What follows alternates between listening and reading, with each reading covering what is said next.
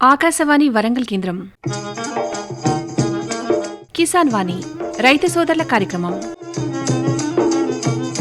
ఈ కార్యక్రమాన్ని మీకు సమర్పిస్తున్న వారు కేంద్ర వ్యవసాయ మరియు రైతు సంక్షేమ మంత్రిత్వ శాఖ, భారత ప్రభుత్వం.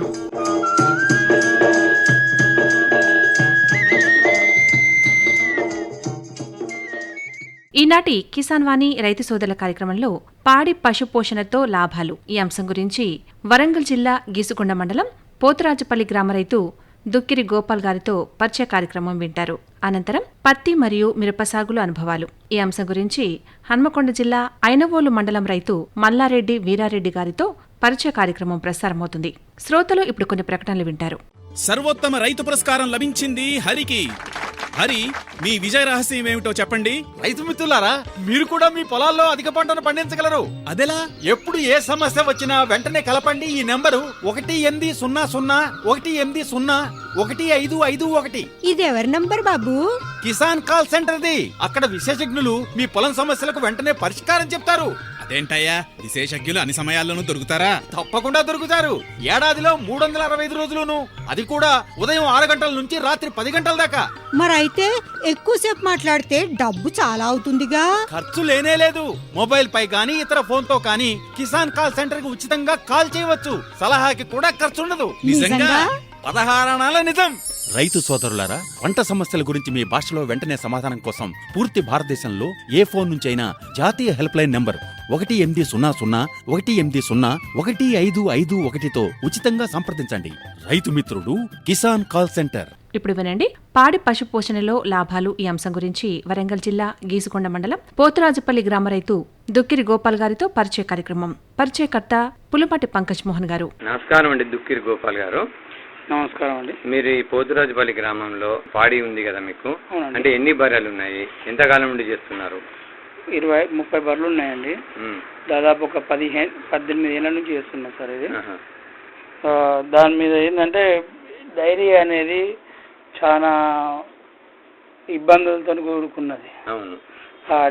డైరీ ఫామ్ అనేది దాని స్టార్టింగ్ నుంచి ఒడిదొడుపులు ఎదుర్కొంటేనే ఇన్ని సంవత్సరాలు వస్తున్నాం. కానీ ఇప్పుడున్న కాలానికి అనుగుణంగా అంటే ఖర్చులు పెరిగినాయి, డైరీ లాభాలు తగ్గినాయి, దానా ఖర్చులు పెరిగి అన్ని పెరిగి దానివల్ల ఏంటంటే రైతు అనేది చాలా ఇబ్బందులు పడుతున్నారు. ఒక బాటిల్కైనా, వాటర్ బాటిల్కైనా, దేనికైనా ఒక ఎంఆర్పి రేట్ అనేది ఉంటుంది. కానీ పాలకు మాత్రం ఎంఆర్పి అనేది లేకపోవడం, సరైన రేటు మద్దతు ధర రాకపోవడం రైతులకు చాలా ఇబ్బంది కలిగించేది. దానా ఇదాకు 20 రూపాయలు ఉన్నప్పుడు గదే 80 రూపాయలు లీటర్ ఉన్నది. అదే ఇప్పుడు 35 రూపాయలు 40 రూపాయలు దానా అయినా గదే 80 రూపాయలు ఉన్నది. దానా ఖర్చులు, జీతగాల ఖర్చులు, మ్యాన్ పవర్ ఖర్చు పెరుగుతుంది కానీ లాభాలు మాత్రం పెరగట్లేదు, పాల రేటు మాత్రం పెరగట్లేదు సార్.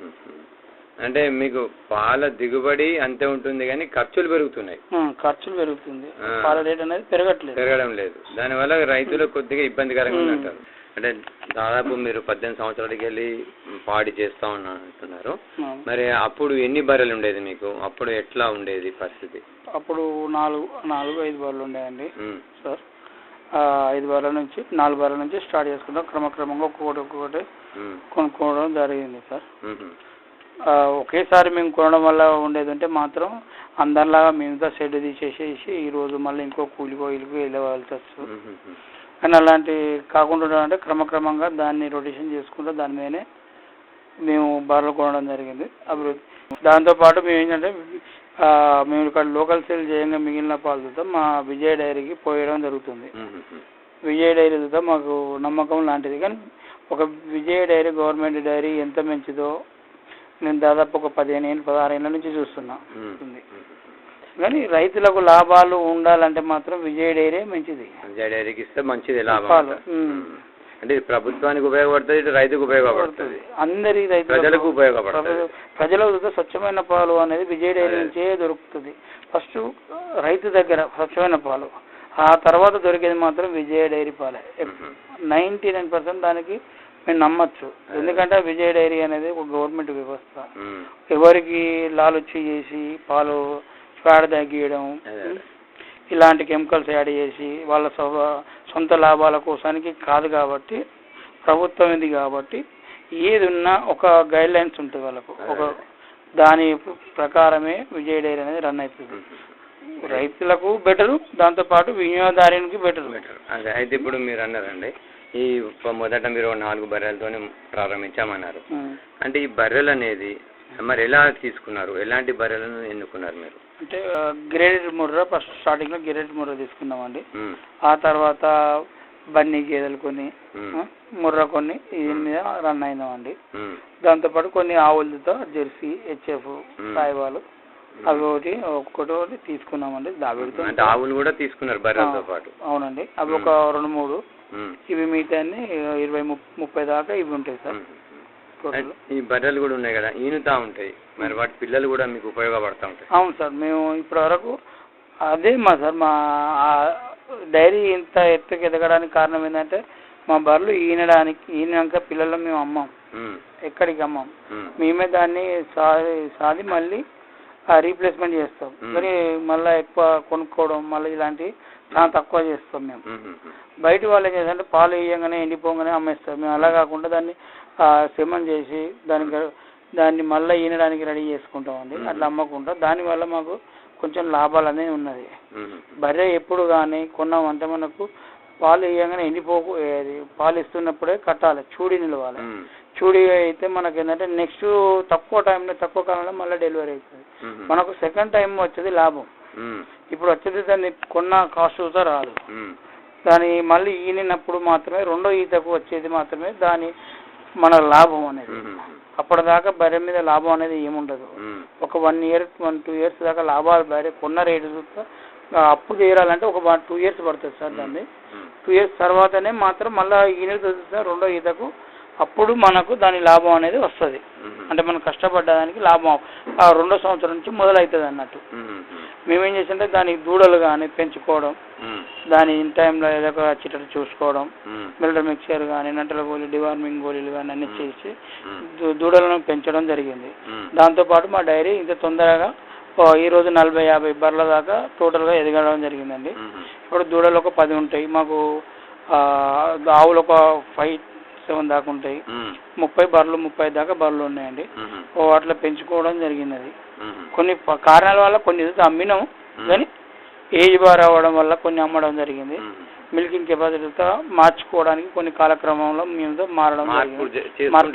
మార్పులు చేయడం జరిగింది. ఎందుకంటే మనకు అప్పుడు 6-7 లీటర్ 8 లీటర్లు ఇచ్చేది, ఈరోజు 10 లీటర్లకు తీసుకొచ్చాం, కొంచెం 12కి వచ్చాం. క్రమక్రమంగా దాన్ని అలాంటి బర్రెలను ఎన్నుకోవడం జరుగుతూ ఉంది. కాలానికి అనుగుణంగా దిగుబడిని ఎక్కువ ఇచ్చేవాడు. కాలానికి అనుగుణంగా దానా రేటు పెరగడం వల్ల ఇవి దానా కానీ ఏదైనా జీతకాల ఖర్చులు కానీ ఏదన్నా పెరగడం వల్ల దానివల్ల మేము కొన్ని డైరీలతో మార్పులు తీసుకోవడం జరుగుతుంది. పశువుల చూస్తా తక్కువ క్వాంటిటీ రకం తెచ్చుకోవడము, కొద్దిగా పాల దిగుబడి ఎక్కువ ఇచ్చేవాడిని తీసుకొచ్చడం జరుగుతూ ఉందంట. అవును సార్, అది ఎగ్జాక్ట్లీ అది రైట్ సార్. ఒక బర్రె ఎంతకాలం పాలు ఇస్తుంది మీకు? మాకు అంటే బరాబరి అంటే ఒక 4 months ఇస్తుందండి బర్రె పాలు. మిగతాదంతా 4 months 3 months తర్వాత క్రమక్రమంగా తగ్గుతూనే ఉంటుందండి. 6-7-8 నెలల వరకు క్లోజ్ ఎండింగ్ స్టేజ్. ఏదున్నా 1 లీటర్ 2 లీటర్లు ఇస్తుంది సార్ 8 నెలల తర్వాత. ఆ లోపు వరకే మన ఏ ఉన్న కెపాసిటీ 3 నెలల వరకు హైయెస్ట్ మిల్క్ కెపాసిటీ. ఇక 3 months 4 months పడ్డదంటే క్రమక్రమంగా తగ్గుకుంటూ వెళ్ళిపోతుంది. అప్పుడు మనం 3 months వరకు మనం ప్రెగ్నెన్సీ కన్ఫర్మ్ చేసుకుంటే మనకు తక్కువ టైంలో ఎక్కువ లాభాలు అనేది ఉంటుంది. ఈ బర్రెల విషయంలో ఎలాంటి జాగ్రత్తలు తీసుకోవాలి? బర్రెల ఆరోగ్యం ఉండి మంచి పాలు ఇవ్వాలంటే మీరు ఎలాంటి జాగ్రత్తలు తీసుకుంటా ఉంటారు? అంటే మేము మామూలుగా మిల్లర్ మిక్చర్ అవి వాడతామండి. దానా విషయాలు అంటే మేము అందరిలాగా దానా ఈ బీరు పొట్టు, ఈ పామాల్ కేక్ ఇవన్నీ వాడాం. మామూలుగా న్యాచురల్గా ఏంటంటే పెసర పొట్టు, బొబ్బరి పొట్టు, అది పెసర బొబ్బర, ఇంకోటి ఏంటంటే మన గోధుమ పొట్టు, కంది పొట్టు. మేము సహజంగా ఏంటంటే మిల్లర్ల నుంచి పట్టుకొస్తామండి, పప్పు మిల్లుల నుంచి. ఆ నుంచి డైరెక్ట్ మేము ఈ పప్పు దినుసులు అనేది అంటే చిన్న అందులో కూర ఉంటుంది కదా, అవిడి తీసుకొచ్చి మేము మక్క మళ్ళీ దీంతో పాటు మక్క అన్ని మిల్లుల నుంచే తెప్పించుకుంటాం. మేము ఇవన్నీ న్యాచురల్గా వాడటం వల్ల మాకు ఈ పశువులతో పెద్ద ఇబ్బందులు లేవు. ఇబ్బందులు లేకుండానే మేము ఇప్పటి వరకు కొనసాగినాం, ప్రాబ్లమ్స్ ఏం లేకుండా. ఏదైనా సహజమైన మన ప్రకృతి నుంచి వచ్చిన దానం ఇస్తేనే లాభదాయకంగా ఉంటుంది. లాభకారం ఉంటుంది. రైతుకు నష్టం ఉంటుంది, ఒక 2 రూపాయలు లాస్. దానికి దీనికి వ్యత్యాసం. దాన ఖర్చులు పశువు ఆరోగ్యంగా ఉంటుంది. పశువు ఆరోగ్యంగా ఉంటుంది, ఎక్కువ కాలం మన్నిక పాలు ఇస్తుంది. ప్రధానంగా ఇన్ని సంవత్సరాలు మీరు పాడి చేస్తా ఉన్నారు, ఈ పశువులలో ఎలాంటి సమస్యలు ఎదుర్కొంటా ఉంటారు మీరు ఎక్కువగా ఇక్కడ? ఎక్కువ శాతం అంటే ఈ సమస్యలు అంటే మనం అంటే ఆరోగ్యపరంగా కానీ వాటికి ఓన్లీ ఇలాంటి ఎక్కువ శాతం మాకు అయితే జ్వరాలు తప్పించి ఎక్కువ ఏమి ఉండదండి. ఎందుకంటే మేము దానా అనేది మేము న్యాచురల్గా ఇస్తాం కాబట్టి మాకు ఎలాంటి ప్రాబ్లమ్స్ రావు. మేము ఎక్కువ ఈ మెడిసిన్స్ ఎక్కువ వాడం, అది మినరల్ మిక్స్, కాల్షియం అని అవి ఓరల్. మేమేం చేస్తామంటే ఆవాల నూనె అనేది ఉంటుంది, బెల్లం, ఆవాల నూనె మంత్లీ 2 times ఇస్తాం. 1 kg పర్ కేజీ అది ఆవాల నూనె 200-250 రూపీస్ పడుతుంది మాకు. ఒక బర్రెకి ఏంటంటే 1 monthకి ఒకసారి 1/2 లీటర్ ఇస్తాం. బెల్లం ఉన్నాయి, దాంతోపాటు ఇది. దానివల్ల లాభం ఏంటిది బర్రెకు? ఐరన్ కానీ కాల్షియం కానీ ఇవన్నీ అందుతాయి. దానివల్ల ఈ బెల్లం ఉంది, దాని ఆవాల నూనె వల్ల మనకు పశువు సరైన అంటే పోషణ బలమైన పోషకాలు, ఐరన్ ఇవన్నీ అందడం వల్ల ఏంటంటే మిల్క్ అనేది తగ్గదు. ఈ అన్ని కెమికల్స్ వాడడం వల్ల ఏంటంటే మనకు పాలు ఎక్కే టైంలో పెరుగుతాయి, కానీ దానికి తగ్గట్టు కదుగుతా అనారోగ్యంగా పశువులకు అనారోగ్యంగా గురయ్యే అవకాశాలు చాలా వరకు ఉంటాయి. మీరు సహజ సిద్ధమైన వాటితోనే మీరు దానికి బలాన్ని చేకూర్చుకుంటాం. మేము దాన్ని ఏంటంటే ఒక సరైన పద్ధతి ప్రకారం చేస్తాం. దానివల్ల మాకు పశువులకు ఎక్కువ వ్యాధులు రావడం అలాంటి సమస్యలు మాకు తక్కువ. ఎక్కువ అంటే ఎక్కువ పొడుగు వాపు మాత్రం కొంచెం ఇబ్బందికరమైనదే. దానివల్ల మేము 18 సంవత్సరాల నుంచి ఒక 3 పశువులు కోల్పోవడం జరిగింది. రొమ్ము వాపు వల్ల 3 పశువులు మాత్రం కోల్పోవడం జరిగింది. అద్భుత దాని ఎట్టి పరిస్థితులు ఏంటంటే కొన్ని మనం ఎంత అడ్జస్ట్ చేసినా కొన్నిటికి అది కాదు అనుకున్న వాటికి మనం ఏం చేయలేకపోతున్నాం. పశువులు ఇన్ని ఉన్నాయి కదా, వీటికి వ్యాక్సిన్స్ ఏమైనా వేపిస్తూ ఉంటారా? ఎలా వేపిస్తూ ఉంటారు? వ్యాక్సిన్ అంటే 6 months ఒకసారి గాలి టీకాలు అనేసి గవర్నమెంట్ వాళ్ళు వస్తారు, వేస్తారు. మీరు కూడా క్యాలెండర్ మెయింటైన్ చేస్తారా? ఎట్లా చూసుకుంటా ఉంటారు? అంటే ఒక్కొక్క పశువు ఒక్కొక్క రకంగా ఉంటా అంటే అన్నిటికి ఒకటిసారి వేపిస్తూ ఉంటారా? అన్నిటికీ అది గాలి టీకాలు అనేది అన్నిటికీ ఇవ్వాల్సిందే. 3 months వయసుని బట్టి కూడా మారుతూ ఉంటాయి. వయసు అంటే ఒక 3 months 6 months 3 months అబవ్ ఉన్న వాటికి ఆ నుంచి మొదలై పెద్దవాటి కాడి వరకు దేనికైనా వేయవచ్చు. 6 months ఒకసారి గవర్నమెంట్ వేపిస్తుంది. అది ఉచితంగానే వేస్తుందా? ఉచితంగానే ఇస్తుంది. పశువులకు ఎలాంటి జాగ్రత్తలు తీసుకోవాలి అవి ఆరోగ్యంగా ఉండాలంటే? అంటే దానికి షెడ్ ఏమైనా వేయాలా? షెడ్ ఉండాలి. ఎలాంటి షెడ్ వేయాలి? ఎలా ఉండాలి? రేకుల షెడ్ వేసుకోవచ్చు అండి. రేకుల షెడ్ కానీ మనం రేకుల షెడ్ అంటే మళ్ళీ ఐరన్ వేయద్దు, సిమెంట్ రేకులు వేసుకోవాలి. దానివల్ల ఏంటంటే మనకు టెంపరేచర్ అనేది కంట్రోల్లో ఉంటుంది. అదే ఐరన్ కూల్ రేకులు అది ఇది అని అంటుంది, కానీ ఏ రేకులు వేసినా అది టెంపరేచర్ బాగా తీసుకొని పశువులు చూస్తా డ్రై అయ్యి పాలకు మిల్క్ కెపాసిటీతో తగ్గడం జరుగుతుంది. ఆ సమస్యలు ఎదుర్కోవాలంటే మనం కట్టేసే అది మనం పశువులను వేసే షెడ్ విధానంలో చూస్తే కొన్ని మార్పులు అనేది ఖచ్చితంగా ఉండాలి. అంటే ఇప్పుడు కాలాన్ని బట్టి కూడా పశువులకు జాగ్రత్తలు తీసుకుంటూ ఉంటారు మీరు? అవునండి, కాలాన్ని బట్టి వస్తాను. మీరు అడిగిన క్వశ్చన్ ఇది బాగా ఇంపార్టెంట్ క్వశ్చన్. కాలానికి అనుకూలంగా మనం కాలం మారుతుంది కాబట్టి దాంతో పాటు మనం పశువుకు మెయింటెనెన్స్ అనేది మార్చాలి. నేను 360 రోజులు ఒకే రోజు చేస్తానంటే అది మిల్కింగ్ ఉండదు, పశువుతో ఖరాబ్ అవ్వడం జరుగుతుంది. కాబట్టి సమ్మర్ వస్తుందంటే కొంచెం మనం చల్లని ప్రదేశాలు ఎక్కువ వాటర్లో వాటర్ కొట్టడం, ఒక 3 times ఒకసారి చేయడం, 3 times వాటర్ వేయడం, ఇలాంటి చేయడం వల్ల ఏంటంటే సమ్మర్లో మనం మిల్కింగ్ కెపాసిటీ తగ్గదు, పశువుతో ఆరోగ్యంగా ఉంటుంది.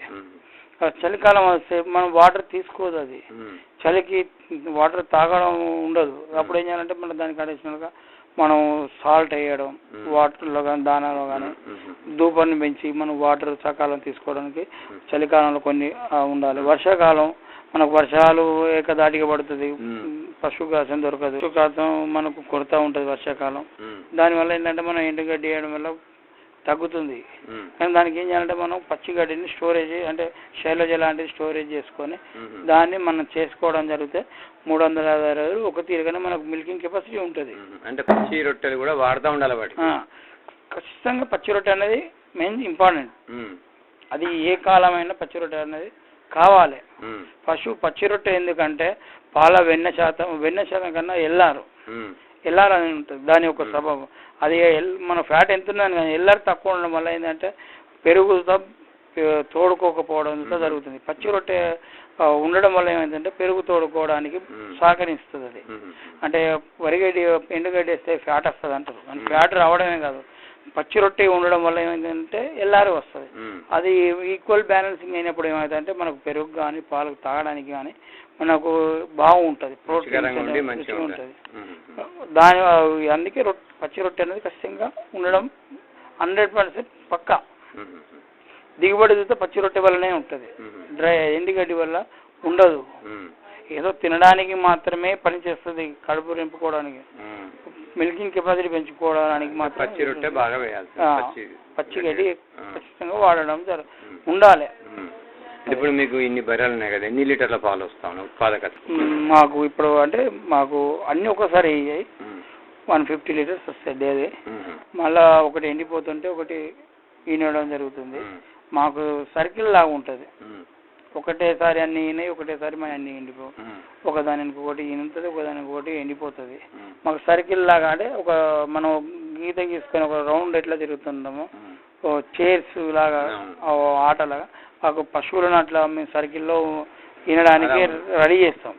అంటే ఎప్పుడు ఏ బర్రెని పశువు కట్టిస్తే ఏ కాలంలో ఈనుతుంది అనేది మనం ఒక క్లారిఫికేషన్ చేసుకుంటాం. దాన్ని సకాలం కట్టియడం, అది ఈనే టైం ఎలాంటి ఏ సమయంలో ఈనదో మేమే నిర్ణయం చేసుకుంటాం. మేము అనుకున్న దానికి ఒక నెల వెనక ముందు కావచ్చు. పాల దిగుబడి తగ్గకుండా చూసుకుంటారు. సంవత్సరం మొత్తంలో పాల దిగుబడి వచ్చే విధంగా ప్రణాళిక చేసుకుంటారు. అది అంటే ఏ బర్రెకి ఎప్పుడు కట్టియాలి, ఎప్పుడు ఈనాలి అనేది కూడా అది మా చేతిలో ఉంటుంది. కానీ కొన్నిసార్లు మన చేతిలో ఉండదు, కాలం మన ప్రయత్నం చేస్తాం, దాన్ని ప్లాన్ చేస్తాం. కానీ నా 80% మీ అనుకున్న రిజల్టే వస్తుంది. 20% ఒక్కోసారి ఉండదు, మన అనుకున్న సిచ్యువేషన్కి ఉండదు. చాలా మంచి విషయాలు చెప్పారు, ధన్యవాదాలండి.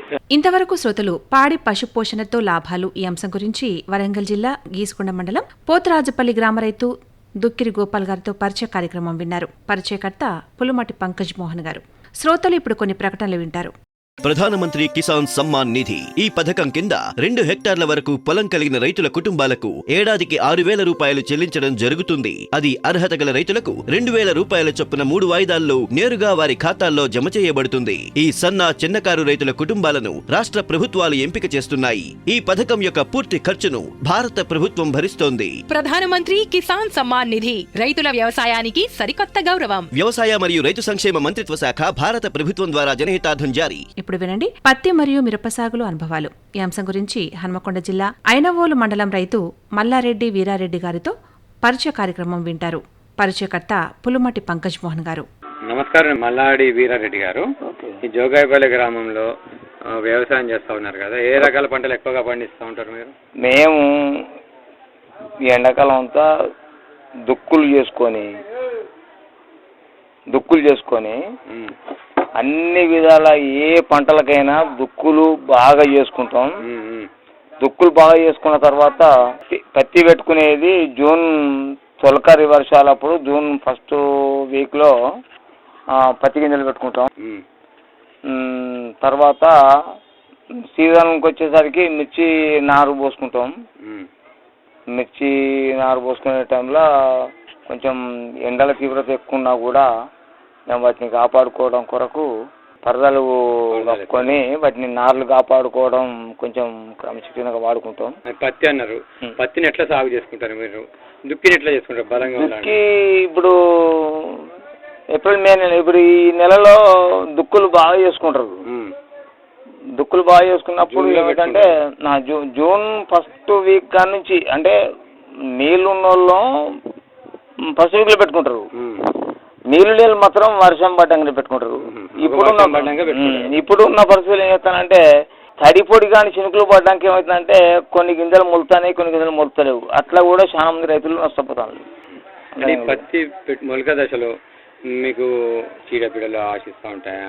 ఈ గింజలు పెట్టగానే మొలిచిన తర్వాత మొలిచిన మొలకలు బయటపడతాయి, మొలవని అంటే పోయినట్టు లెక్క. ఇప్పుడు మీకు కూడా ఇట్లా జరుగుతుంది. మా అనుభవం ఏంటంటే మళ్ళీ అట్లాంటి కాడ పోగుంటలు పెట్టుకుంటారా మీరు? మళ్ళీ పొగుంటలు పెట్టుకుంటాం కానీ పొగుంటలు వాటితో రావు, అవి మొలుస్తాయి తప్ప వాటంత ఈల్డింగ్ రాదు, వాటన్ని కాయలు కాయాలి. ఈ పత్తి గింజ అంటే అచ్చుతోలి పెట్టుకుంటారా మీరు? అచ్చుతోలి పెట్టుకుంటాం. ఎట్లా ఉంటుంది? 3 ఫీట్ల అచ్చు పెడతాం. 3 ఫీట్ల అచ్చు 3 ఫీట్ల అచ్చు ఇంతకుముందు 2 పక్కల 3 ఫీట్లు పెట్టేది. కొన్ని సంవత్సరాలు ఇట్లా 1 సైడే 3 ఫీట్లు పెట్టి ఒక్క సైడే ఫీటుకో ముక్క పోటుకో ముక్క ఒక్క సైడే పెట్టేది అలవాటైంది. అలవాటైనా కూడా చెట్లు ఎక్కువ పడి కొంచెం దిగుబడి ఎక్కువ అనే ఆలోచనతో ఇట్లా పోయి కొన్ని రోజులు చేసినాం. కానీ గులాబీ రంగు పురుగు వచ్చిన తర్వాత అట్లా కూడా రైతుకు ఈల్డింగ్ ఏం వస్తలేదు. అంటే దీంట్లో కలుపు నివారణ ఎట్లా చేసుకుంటారు పత్తిలో మీరు? కలుపు నివారణ అనేది ఇక 1 సైడు గొర్రెగుంట తోలుకోవడం జరుగుతుంది. మన సాళ్ళల్లో ఉన్న గడ్డి కలుపు మొక్కలను కలుపు తీపిస్తాం. ఈ గడ్డి మందులు కూడా ఇప్పుడు ఈ పత్తి మొక్కలలో గడ్డి మందు కొట్టాలంటే గడ్డి మందు కొడితే పత్తి మొక్కలు కూడా చనిపోతాయి కాబట్టి అందుకని ఆ గడ్డి మందు కూడా పత్తి మొక్కలలో స్ప్రే చేస్తలేము. మనుషులతో తీపించుకుంటాం. అంటే ఎరువుల యాజమాన్యం ఎట్లా చేస్తా ఉంటారు? ఎరువులు ఎట్లా వాడుకుంటా ఉంటారు పత్తి చేనులో? ఈ కాంప్లెక్స్ ఒక 2 సార్లు 3 సార్లు కాంప్లెక్స్ ఇస్తాం. అంటే ఈ పూత బాగా రావాలంటే ఏం చేస్తారు మీరు? పూత పొటాష్ వాడతాం. పొటాష్, DAP 2020, 16 ఇది అవి వాడుతూ ఉంటారు. Urea mix. కాయ బలంగా రావాలి అంటే ఫస్ట్ అసలు సీడును ఫస్ట్ మంచి సీడును ఎంచుకోవడం మొదటి ప్రథమం. ఈ పత్తి దిగుబడి ఎంత వస్తుంది మీకు? ఒకప్పుడు 25 క్వింటాలు దిగుబడి వచ్చింది, మీద 5 క్వింటాలు వస్తుంది. ఇప్పుడు 5 క్వింటాలు వస్తుంది. 5 క్వింటాల దాకా. అందుకనే పత్తి మీద మోజు ప్రతి రైతుకు తగ్గిపోయింది. పత్తి పెట్టడం కంటే ఇప్పుడున్న పరిస్థితుల్లో భూమిని ఖాళీ ఉంచుకొని ఒక్కటే క్రాపు మక్కువ వేసుకొని ఇక నిమ్మలంగా ఉండడానికి ఏందనే విషయానికి వచ్చాను. ప్రతి శ్రమ ఖర్చు దెబ్బతుంది, ఖర్చు అవుతుంది, పెట్టుబడి అవుతుంది, శ్రమ అవుతుంది, ఆగమాగమవుతాను ఇంటిల్లు పాది. మీ పత్తితో పాటు మిర్చి కూడా అన్నారు కదా, మిర్చి ఎట్లా సాగు చేసుకుంటారు? ఇక మిర్చి విషయానికి వస్తే మిరపనారు ఎప్పుడు? మిరపనారు ఇప్పుడు మే అయిపోయిందా? జూన్ జూలైలో పెడతారు. జూన్ జూలైలో నారు పోసుకుంటాం. ఆగస్టులో మిర్చి నాట్లు పెట్టుకుంటారు. నాటేస్తాం. ఎకరానికి ఒక 10 ప్యాకెట్లు సరిపోవాలి నారు వస్తే. ఇటు ఎకరానికి ఒక 15 ప్యాకెట్లు పోసుకుంటాడు. ఎక్కువ పోసుకుంటాం ఎందుకంటే తక్కువ పడుతుంది. 15 ప్యాకెట్లు పోసుకుంటే దాన్ని మిగులుతుంది. పోగుంటలకో దానికో ఇంకో సరిపోతుంది. పక్క రైతుకు సాయం చేస్తారు. అట్లా ఆగస్టులో నాటేసుకుంటాం. అంటే మిరపలో కూడా అభివృద్ధి జరగాలంటే మీరు ఏం చేసుకుంటారు? ఎట్లాంటి పద్ధతులు వాడతారు? పశువుల ఎరువులు వాడుతూ ఉంటారా? అయితే ఒక 20 ఏళ్ళ వెనక పోతే ప్రతి ఇంటికి ఒక 10-20 పశువులు ఉండేది. ఆ 10-20 పశువుల పేడ ఆ ఎరువును ఏదైతే ఎకరం 2 ఎకరాల్లో తోట పెట్టుకునే రైతు ఈ ఎరువును ఆ 2 ఎకరాలకే నేర్పుకునేది. పోసుకొని మంచిగా నేర్పుకొని ప్రతి అంగుళం కూడా పెంటను నేర్పుకొని ఎరువును నేర్పుకొని దాన్ని మంచిగా కలియదున్ని ఆడికి తోట పెట్టుకొని దాన్ని కంట్లే పెట్టుకొని కంటి పాప లెక్క చూసుకొని దాని తోటలు మిరప తోట అంటే తొట్టెల పాప లెక్క చూసుకునేది. అట్లా చూసుకునే రైతులు అట్లా చేసినారు, అట్లా చూసుకున్నారు. ఇంకా ఆ రోజులు అవి. ఇప్పుడు ప్రతి పంటకు పిండి బస్తాలు తెచ్చి ఏత్తే తప్ప వేరే గచ్చందరం లేదు. పెంట తోలుకుంటే ఒక భూమిలో పెంట తోలితే 3 సంవత్సరాలు పనిచేస్తుంది. 1 by 1 3 సంవత్సరాలు దాన్ని ప్రభావం చూపిస్తుంది. రైతు తెలుసు అది. కానీ చేతలేరు ఎవరు చేతలేరు, ఎవరు ఆపుతలేరు వాటిని.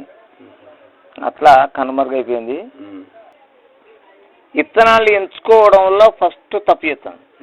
విత్తనాలను ఎంచుకోవడంలో తప్పు చేసినప్పుడు అది వాళ్ళు ఆ రైతు ఎంత చేసినా కష్టమే, దిగుబడి రాదు.